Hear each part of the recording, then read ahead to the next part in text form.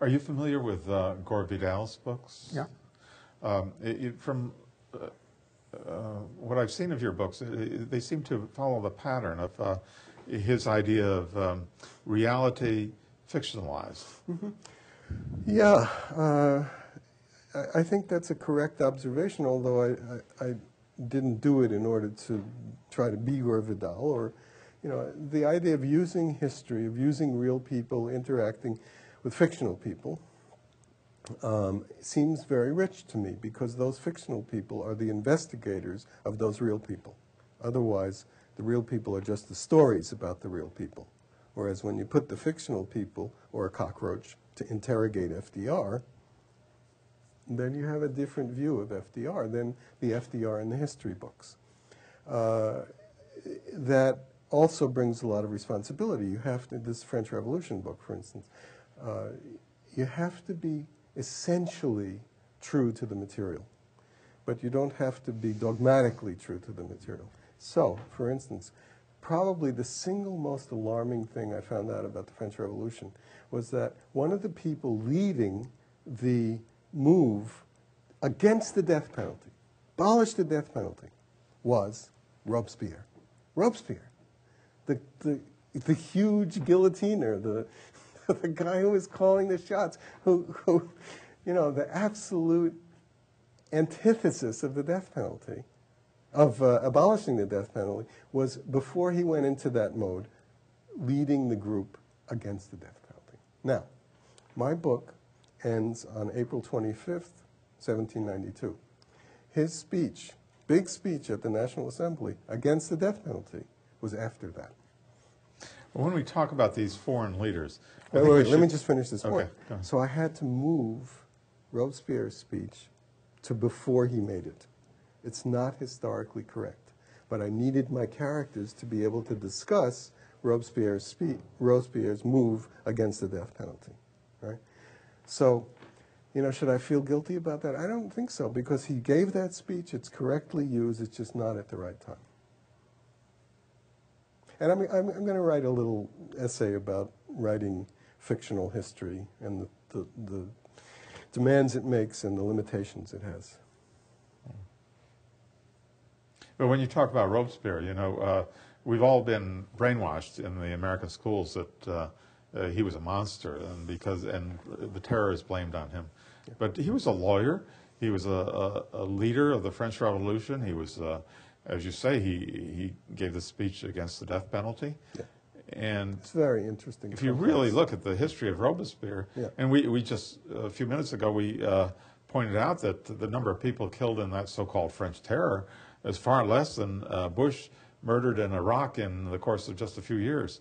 I think we need to look more carefully at when we call someone a terrorist. Yeah, well, not everybody is going to spend the time to get beyond the surface of the history to find out that Robespierre gave a speech against a big speech against the death penalty.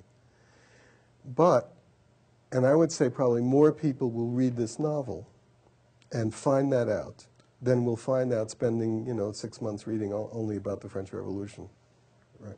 So, you know, part of my responsibility is to bring that out, to use fictional history, being true to the history, and at the same time working it so that it demonstrates what I feel are truths in the structure and forms of a novel.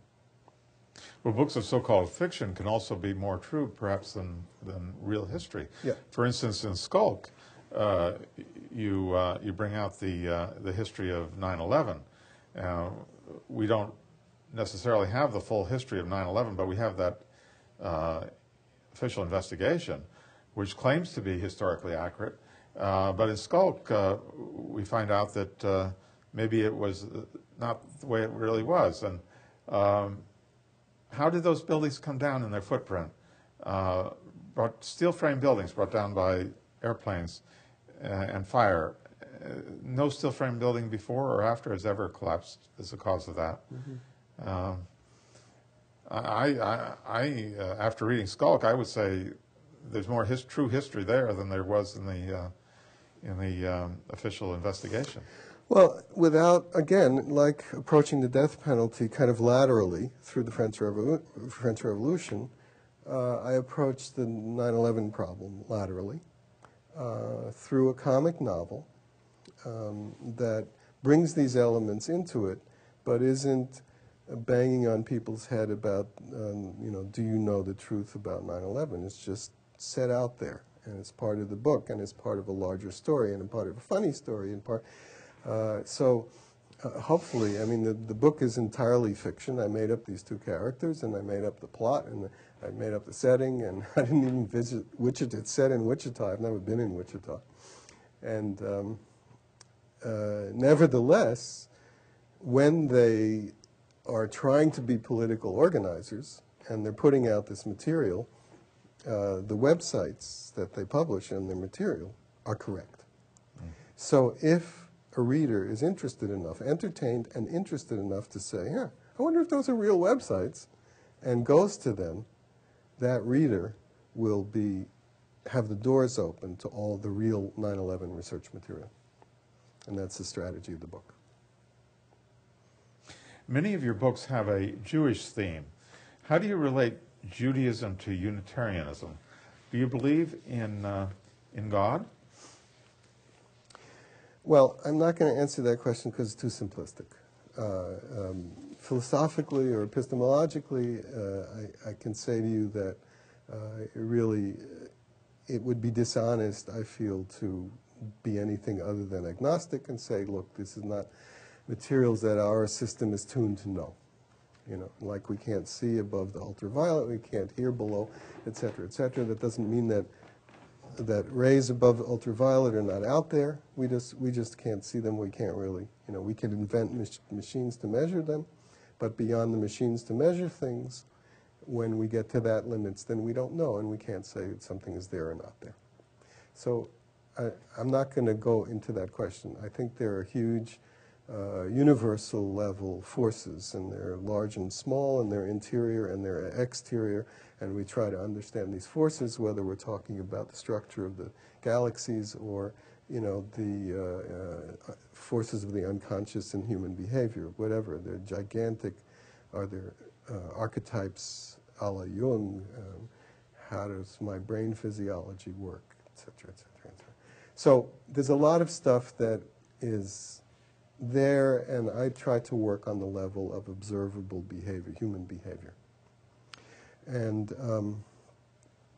the relationship between Judaism and UU is, frankly, I can't really tell you, because I'm getting more interested in Judaism, largely to find out what the hell it is that has created this monstrous situation in the Middle East.